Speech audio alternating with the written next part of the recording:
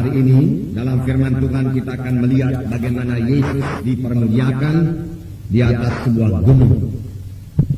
Kita akan menarik beberapa pelajaran yang penting untuk pertumbuhan rohani kita dari firman Tuhan pada hari ini.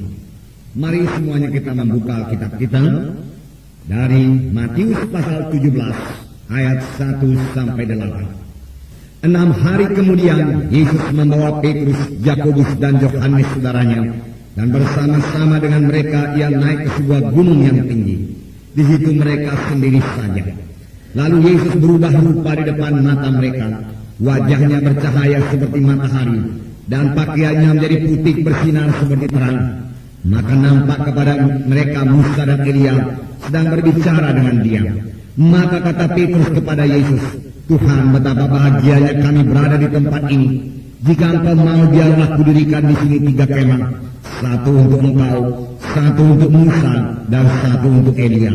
Dan tiba-tiba sedang ia berkata-kata, turunlah awan yang terang menaungi mereka, dan dari dalam awan itu terdengar suara yang berkata, "Inilah anak yang kukasihi, kepadanya aku berkenan, dengarkanlah dia."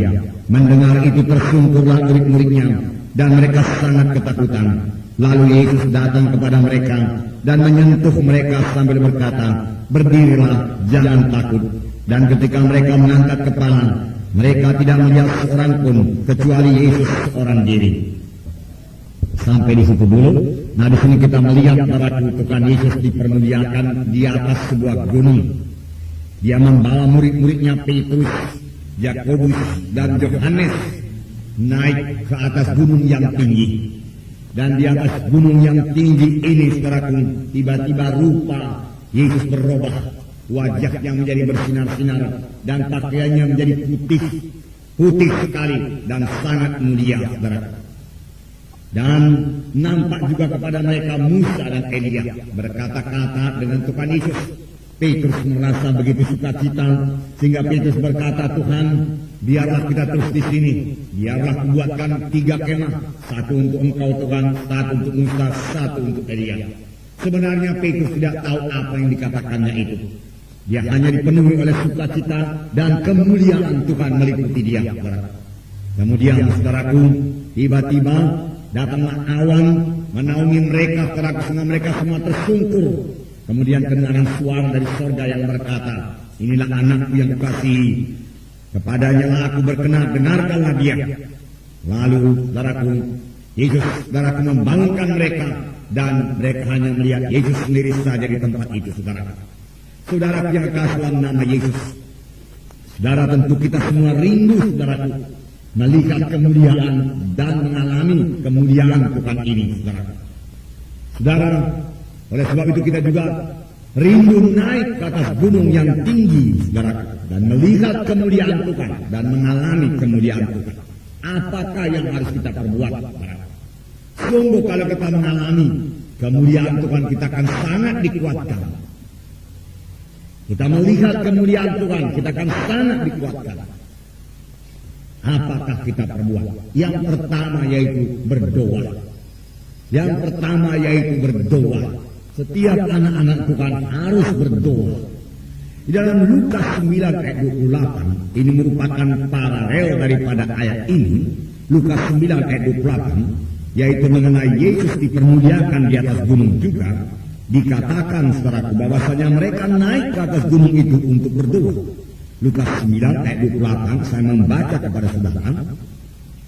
Kira-kira 8 hari sesudah segala pengajaran itu, Yesus membawa Petrus, Yohanes dan Yakobus lalu naik ke atas gunung untuk berdoa.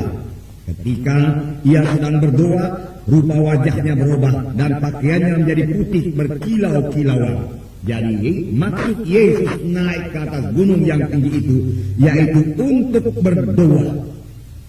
Yesus mengasingkan diri dari keramaian dunia ini dan naik ke atas gunung yang tinggi untuk berdoa. Dia membawa murid-muridnya, saudaraku, Petrus, Yakobus dan Yohanes untuk berdoa, saudara. Yesus merasa perlu untuk berdoa. Yesus merasa perlu untuk bersekutu dengan Bapanya. Yesus berdoa, saudara. Nah, kerap kali kita melihat dalam hidup Tuhan Yesus, Tuhan Yesus selalu mengasingkan diri dari orang ramai. Dia menarik diri dari orang ramai untuk berdoa.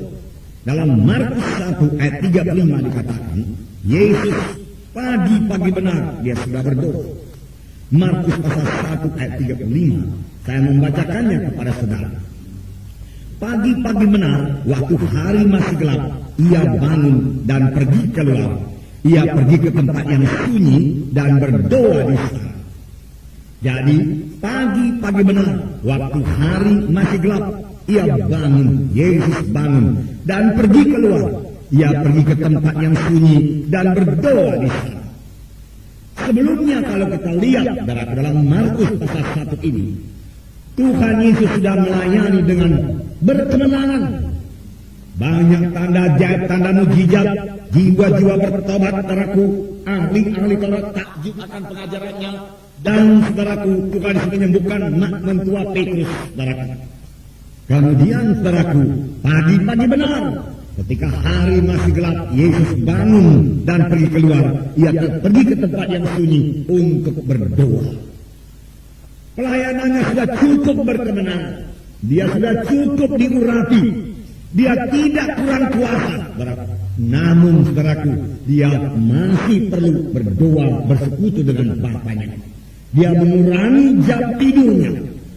Pagi-pagi benar, firman Tuhan berkata ketika hari masih gelap, boleh jadi jam 5 pagi kalau kita sekarang, boleh jadi setengah 5, dia bangun, pergi keluar ke tempat yang sunyi. Untuk apa? Untuk berdoa.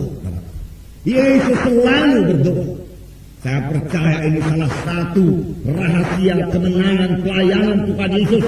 Rahasia keberhasilan pelayanan Tuhan Yesus, saudaraku, di bumi ini, saudaraku. Dia saudaraku, berhasil menyampaikan maksud Bapaknya selalu berdoa. Dalam Lukas pasal 6 ayat 12 dikatakan juga bahwasanya Yesus berdoa. Lukas pasal 6 ayat 12, saya membaca kepada saudara. Pada waktu itu pergilah Yesus ke bukit untuk berdoa, dan semalam-malaman ia berdoa kepada Allah. Jadi Tuhan juga berdoa semalam-malaman kepada Allah.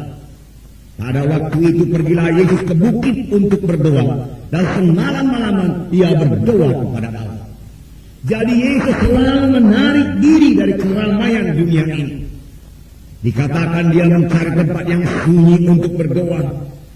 Dalam ayat ini kita melihat saudaraku, dia naik ke atas sebuah bukit untuk berdoa. Dan kalau kita baca dalam Injil, saudaraku, rupanya Yesus ini sering berdoa di Taman Getsemani, tempat yang sunyi, saudaraku, di mana dia biasa berdoa dengan murid-muridnya. Jadi berdoa ini merupakan bahagian dari kehidupan Yesus, saudaraku. Tidak heran hidup Yesus sangat berkemenangan dan sangat berhasil, saudaraku.